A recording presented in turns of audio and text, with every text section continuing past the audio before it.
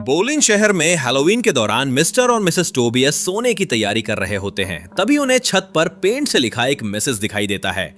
चमकने वाले रंग से लिखे इस मैसेज "मैं पलंग के नीचे हूं" को पढ़कर मिसेस टोबियस डर के मारे चीख पड़ती हैं। जब मिस्टर टोबियस लाइट चालू करते हैं तो उन्हें लगता है कि ये उनके बेटे एंटन का हैलोवीन का कोई मजाक है।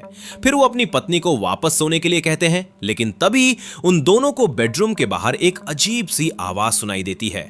घबराकर मिसेस टोबियस अपने पति से बाहर जाकर देखने को कहती हैं कि क्या हो रहा है, और ना चाहते हुए भी वो अपनी टॉर्च लेकर कमरे से बाहर चले जाते हैं। कुछ ही देर बाद सब कुछ शांत हो जाता है, लेकिन मिसेस टोबियस फिर से चौंक जाती हैं, पर इस बार उनकी पालतू बिल्ली बोन्स की वजह से।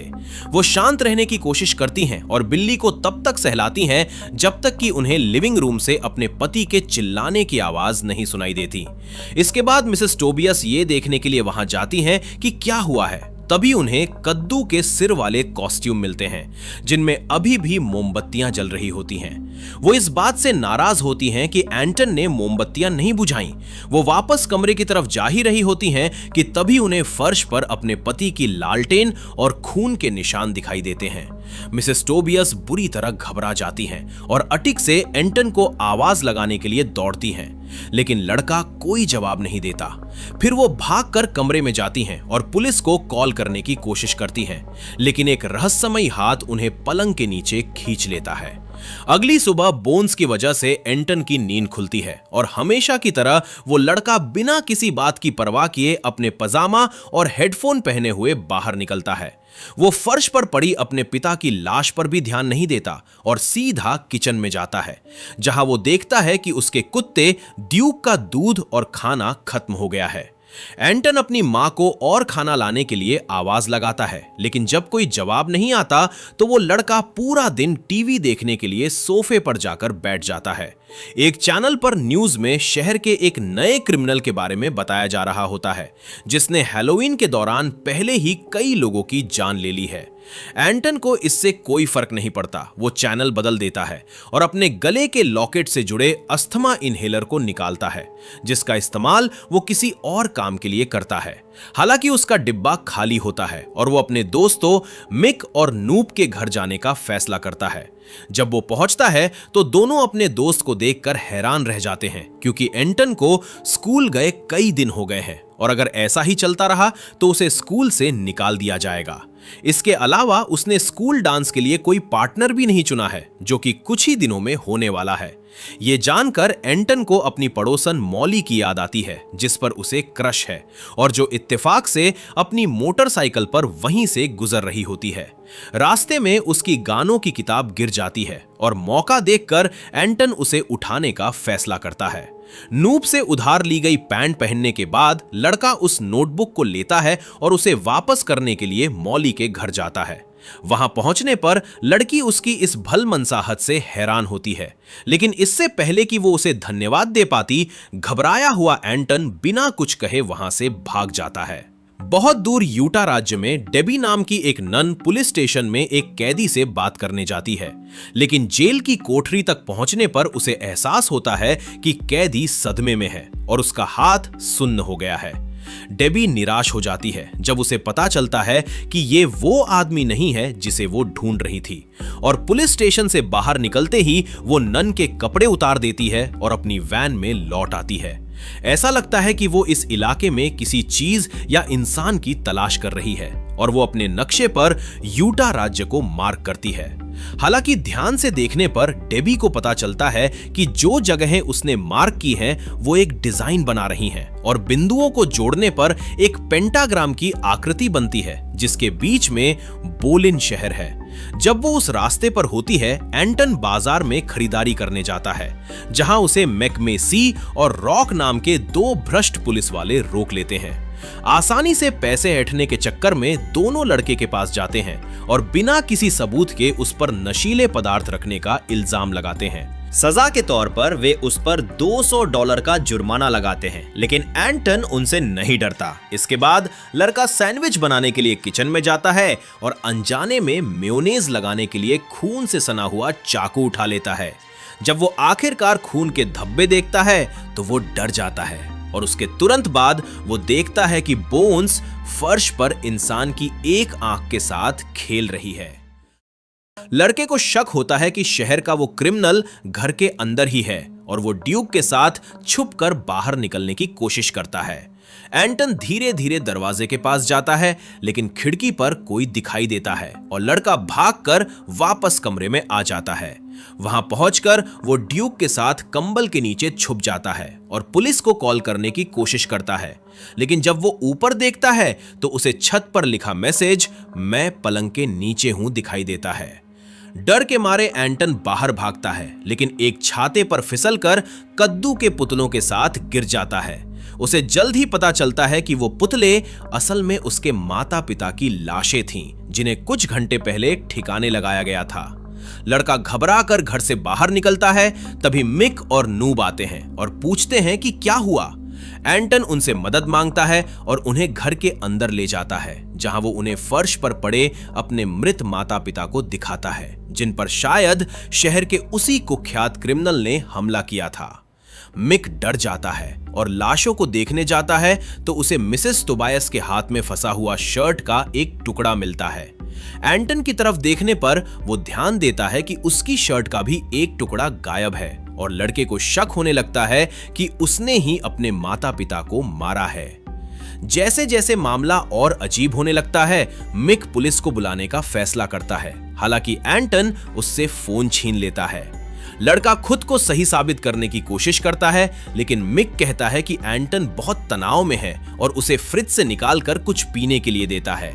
लेकिन एंटन से गलती से बोतल टूट जाती है और अपने हाथ पर कंट्रोल ना रख पाने के कारण वो उसी बोतल से मिक के सिर पर वार कर देता है।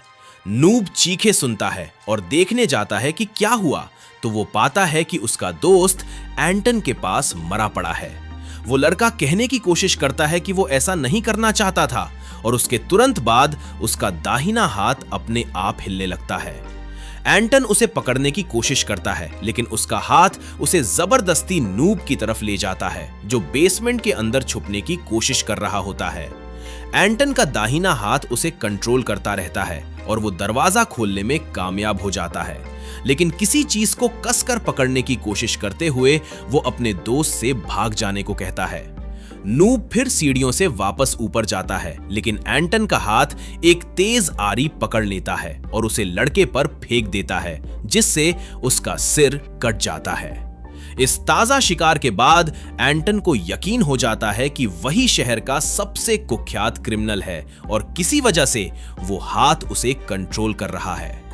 जैसे ही वो कमरे में जाता है, हाथ उसे कोई प्रोग्राम देखने के लिए टीवी चालू करने पर मजबूर करता है, लेकिन एंटन उसे रोकने की कोशिश करता है और दोनों के बीच रिमोट कंट्रोल को लेकर लड़ाई होती है। इस लड़ाई के बीच बोन्स एंटन के पास आती है और वो उसे पीछे हटने को कहता है, लेकिन उसका हाथ बिल्ली को पकड़कर सड़क के पार वाले घर में फेंक देता है। लड़का अपनी बिल्ली की मदद करने के लिए दौड़ता है, लेकिन उसका हाथ फिर से हावी हो जाता है और उस घर की डोरबेल बजाने लगता है। एंटन को तुरंत एहसास होता है कि ये मॉली का घर है और जब वो सामने आती है तो लड़का किसी भी कीमत पर अपने हाथ को कंट्रोल करने की कोशिश करता है। बिना बताए आने के बावजूद वो लड़की उसे फिर से देखकर खुश होती है और एंटन को अंदर बुलाती है। दोनों बेडरूम में जाते हैं और जब लड़की स्टीरियो पर म्यूजिक लगाने जाती है तो वो शैतानी हाथ ड्रेसर पर रखा एक चाकू देख लेता है और मॉली पर हमला करने की कोशिश करता है। एंटन खुद को रोकने में कामयाब हो जाता है, लेकिन वो लड़की के बहुत करीब आ जाता है, जो उसके इस बर्ताव से हैरान होकर कबूल करती है कि वो भी हमेशा से उसे पसंद करती है। दोनों अकेले में अपना समय बिताते हैं, लेकिन एंटन का हाथ अभी भी बेकाबू रहता है और मॉली की गर्दन दबाने की कोशिश करता है। माहौल को खराब होने से बचाने के लिए लड़का अपने हाथ को पलंग के सिरहाने से बांध देता है और इस अजीब स्थिति के बावजूद मॉली को बुरा नहीं लगता और दोनों साथ में रात बिताते हैं।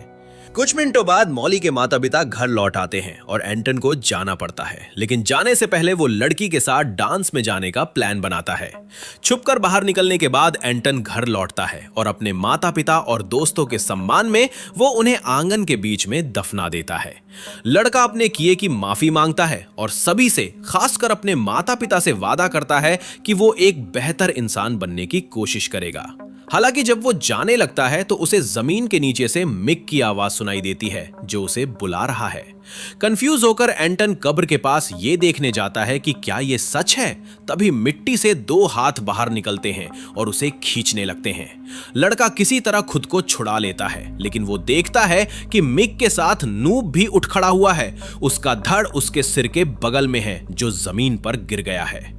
एंटन को इस बात पर यकीन नहीं होता, लेकिन नूब फावड़े से उसके सिर पर मारकर उसे शांत करता है। अगली सुबह लड़का अपनी एटिक के बिस्तर पर उठता है और सोचता है कि यह सब बस एक अजीब सपना था। फिर वो किचन में जाता है और सोफे पर मिक और नूब को देखता है, जिससे उसे पता चलता है कि वे सच में ज़ॉम्बी बन चुके हैं। एंटन पूछता है कि वे वापस कैसे आए और मिक जवाब देता है कि मारे जाने के बाद उन्होंने दूसरी दुनिया से एक आवाज सुनी, लेकिन उन्होंने उसे साफ मना कर दिया और जिंदा लाश बनकर लौट आए। वे अभी भी होश में हैं और एंटन से पूछते हैं कि अब जब उसके हाथ में भूत घुस गया है तो वो क्या करने वाला है। लड़के को कुछ समझ नहीं आ रहा होता है, लेकिन उसे इस विषय के किसी जानकार से बात करने की जरूरत है।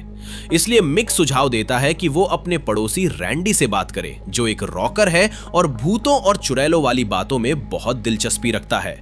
फिर एंटन रैंडी को ढूंढने जाता है, जो क्रिमिनल के शिकार हुए लोगों की शोक सभा में एक लड़की से बात कर रहा होता है।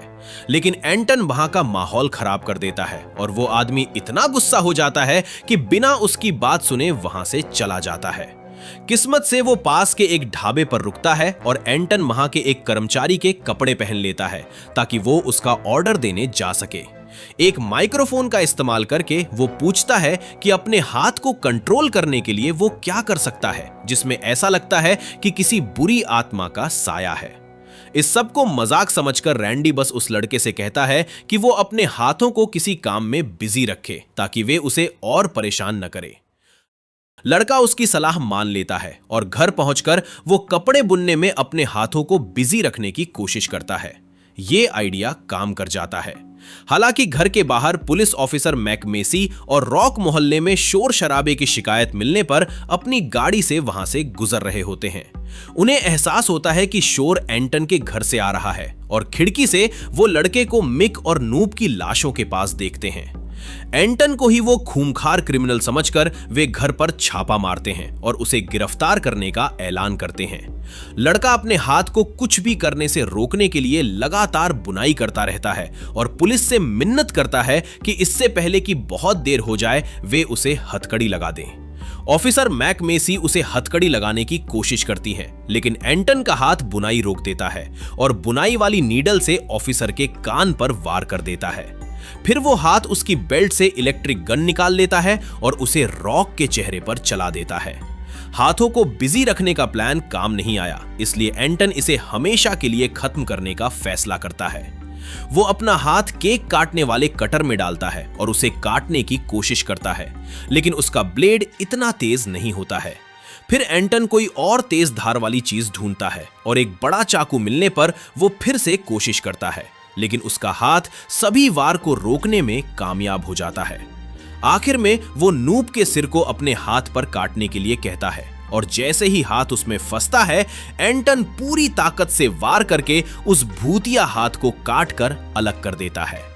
आखिरकार एंटन आजाद हो जाता है, लेकिन इससे पहले कि हालत और खराब हो, उसे जल्दी से अपने घाव का इलाज करना होगा। उसके दोस्त फिर फर्स्ट एड किट लाने के लिए मिक के घर जाते हैं, लेकिन उनके जाते ही एंटन को एहसास होता है कि वो पागल हाथ गायब हो गया है। मुसीबत तब और बढ़ जाती है जब स्कूल के कॉस्ट्यूम डांस की रात होती है और मॉली दरवाजा खटखटाकर एंटन को बुला रही होती है।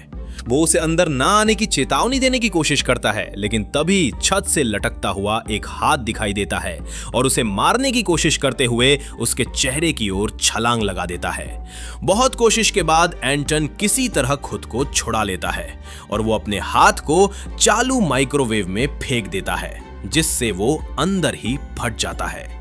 उसी पल मॉली घर में आने का फैसला करती है, लेकिन एंटन उसे रोक देता है और उसे डांस पर चलने के लिए कहता है।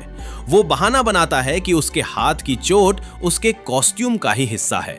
कुछ ही मिनटों बाद मिक और नूब फर्स्ट एड किट और माइक्रोवेव में गर्म करने के लिए बरीटो लेकर घर लौट आते हैं, लेकिन जब वे दोनों ज़ॉम्बी खाना अंदर रखने जाते हैं तो हाथ बचकर निकल जाता है और एंटन की तलाश में खिड़की से बाहर चढ़ जाता है। इस बीच लड़का डांस पार्टी में पहुंच जाता है, लेकिन वो जानता है कि उसका हाथ वापस आ सकता है और वो मॉली से पार्टी में उसका इंतजार करने को कहता है। बिना कुछ समझे भी वो मान जाती है और एंटन भागकर वापस घर जाता है, जहां मिक नूब का सिर वापस उसके धड़ से जोड़ने में मदद कर रहा होता है। बदकिस्मती से उन दोनों के हाथ से वो हाथ छूट गया था और अब वो पूरे शहर में खुला घूम रहा है। बहुत दूर एक बॉलिंग एली में रैंडी बॉलिंग की प्रैक्टिस कर रहा होता है। तभी वो देखता है कि एक कर्मचारी के भेष में डेबी वहां आती है। उसे तुरंत उस लड़की में दिलचस्पी होने लगती है और उसे ड्रिंक ऑफर करने के साथ साथ रैंडी पूछता है कि वो शहर में क्या कर रही है। बिना हिचकिचाए डेबी उसे बताती है कि वो एक ड्रूड यानी एक जादुई योद्धा है जो किसी ऐसे इंसान की तलाश में आई है जिसके अंदर उस कुख्यात क्रिमिनल का साया है। रैंडी को ऐसे जवाब की उम्मीद नहीं थी, लेकिन उसे याद आता है कि एंटन को भी कुछ ऐसी ही परेशानी थी और उसे यकीन हो जाता है कि डेबी उसी की तलाश कर रही है।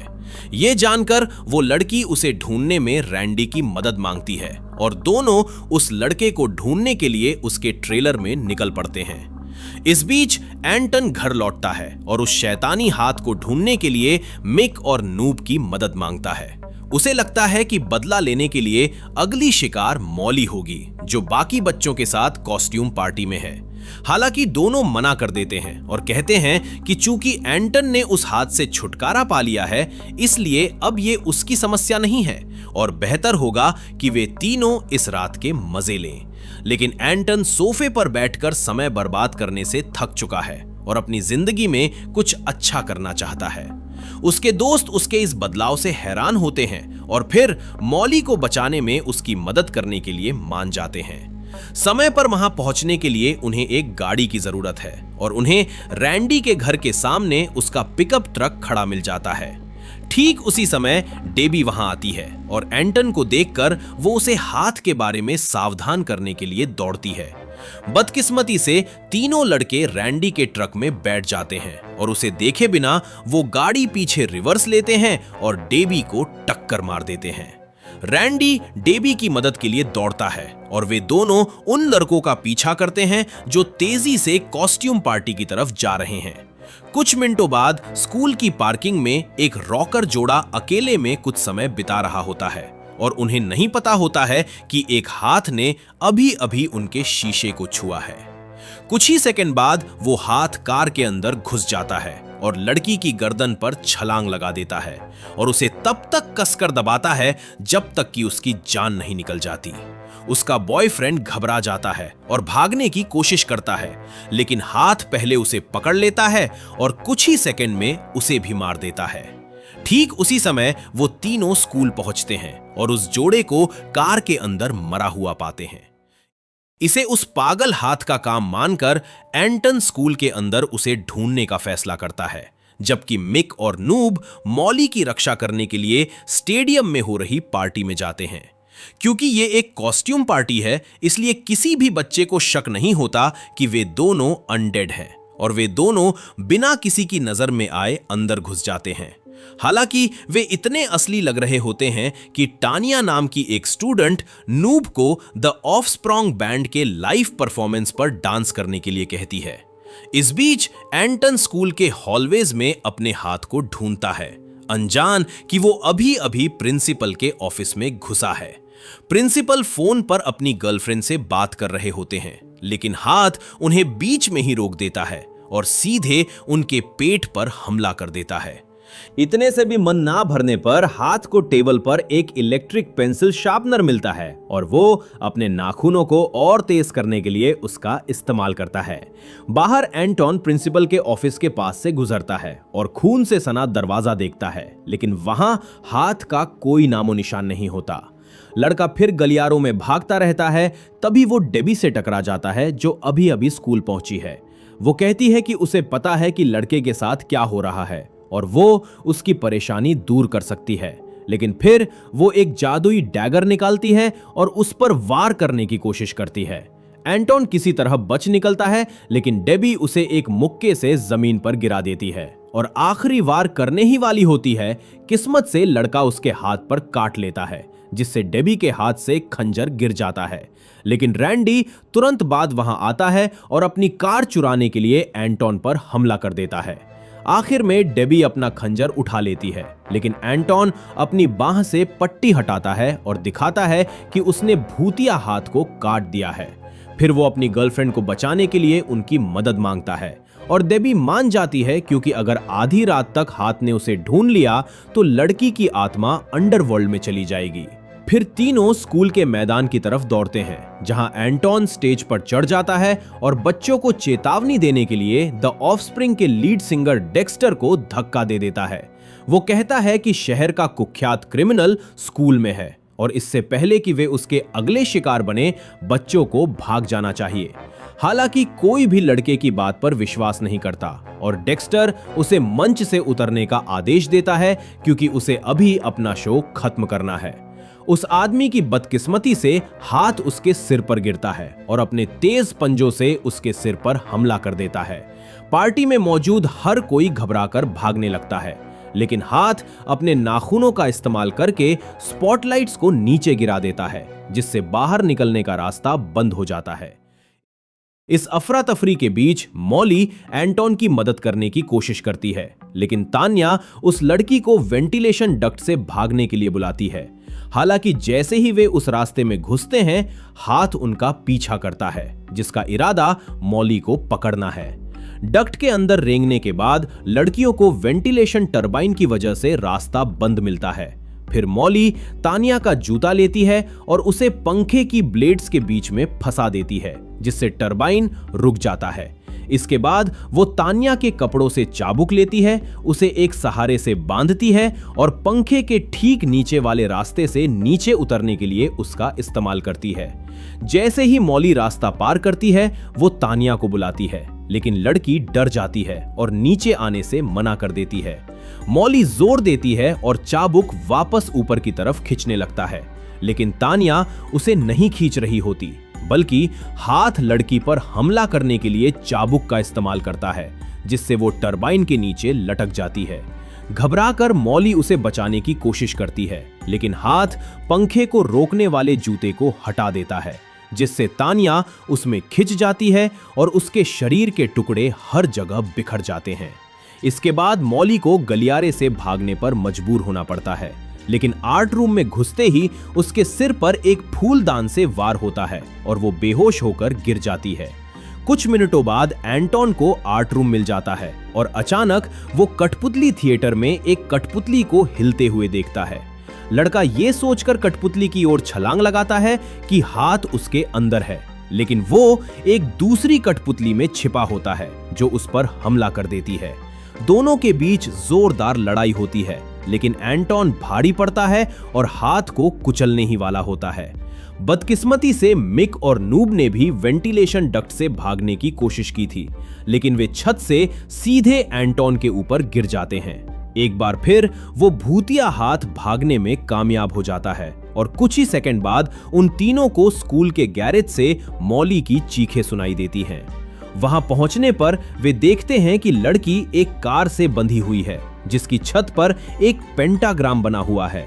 फिर वो हाथ, जो अभी भी कठपुतली के भेष में है, लिफ्ट का लिवर खींचता है और कार ऊपर जाने लगती है, जो मॉली को छत से कुचलने ही वाली होती है। फिर तीनों लिवर से उसका हाथ हटाने की कोशिश करते हैं, लेकिन वो ज्यादा ताकतवर होता है और छोड़ता नहीं है। इसके बाद मिक उसे हटाने के लिए कुछ ढूंढता है, तभी उसे किसी स्टूडेंट का बनाया हुआ एक अजीब सा आविष्कार मिलता है। फिर वे अपने पास रखे उस नशीले पदार्थ की बहुत सारी खुराक उसके अंदर डाल देते हैं और उसे एंटन को दे देते हैं, जो सारा धुआं अपने अंदर खींचने लगता है। फिर वो सारा धुआं उस कठपुतली के अंदर फूंक देता है और धुएं की मात्रा इतनी ज्यादा होती है कि उसका हाथ उसे बर्दाश्त नहीं कर पाता और सुन्न होकर जमीन पर गिर जाता है। इसकी वजह से लिफ्ट आखिरी सेकंड में रुक जाती है और मॉली सुरक्षित बच जाती है, लेकिन लीवर जाम हो जाता है और वे कार को नीचे नहीं ला पाते। फिर एंटन रस्सियों को काटने के लिए कुछ ढूंढता है, लेकिन ठीक उसी पल वो भूतिया हाथ फिर से खड़ा होता है और उसकी तरफ छलांग लगा देता है। किस्मत से रैंडी और डेबी गैरेज में आ जाते हैं और ड्रूड अपना खंजर उस हाथ पर फेंकती है, जो उसे धकेलते हुए मिक के शरीर में जा घुसता है। इस सटीक वार से हाथ हमेशा के लिए गायब हो जाता है और डेबी रैंडी को एक साथ पूरा किया गया एक और काम सेलिब्रेट करने के लिए बुलाती है। इसके बाद एंटन खंजर का इस्तेमाल करके मॉली को आजाद करता है और आखिरकार वे दोनों रात के बाकी समय को एंजॉय कर सकते हैं। मिक और नूब भी पार्टी में वापस जाने का फैसला करते हैं, लेकिन अनजाने में वे लीवर हिला देते हैं और लिफ्ट झटके से नीचे आती है, जिससे एंटन कुचला जाता है। कुछ ही सेकंड बाद उस जगह पर स्वर्ग का एक दरवाजा खुलता है, जिससे मिक और नूब को एंटन के साथ दूसरी दुनिया में जाने का मौका मिलता है। हालांकि उनके पीछे जाने के बजाय एंटन को धरती पर रुकने का मौका मिलता है और कई दिनों बाद वो अस्पताल के बिस्तर पर जागता है। वो अभी भी जिंदा है और उसके पूरे शरीर पर पट्टियां बंधी हैं। मॉली उसकी देखभाल कर रही है, लेकिन मिलने का समय जल्द ही खत्म हो रहा है और उसे जाना पड़ता है। उसी पल नूब और मिक आते हैं, इस बार गार्डियन एंजल्स के रूप में, और वे इस बार अपने दोस्त को सही फैसले लेने में मदद करने का वादा करते हैं। लड़का इस बात से खुश होता है, लेकिन जैसे ही वो अपने कमरे में अकेला रह जाता है, वो छत पर वही मैसेज पेंट किया हुआ देखता है जिसमें लिखा होता है कि पलंग के नीचे कुछ है। एंटन पागलों की तरह अपने दोस्तों को आवाज लगाता है, इस बात से अनजान कि मिक और नूब ने उस मैसेज को मजाक समझ लिया है। तो कैसी लगी आपको आज की एक comedy horror fantasy movie? Channel को अभी सब्सक्राइब करें, क्योंकि अब से लगातार ऐसी ही वीडियोस आने वाली हैं। Thank you.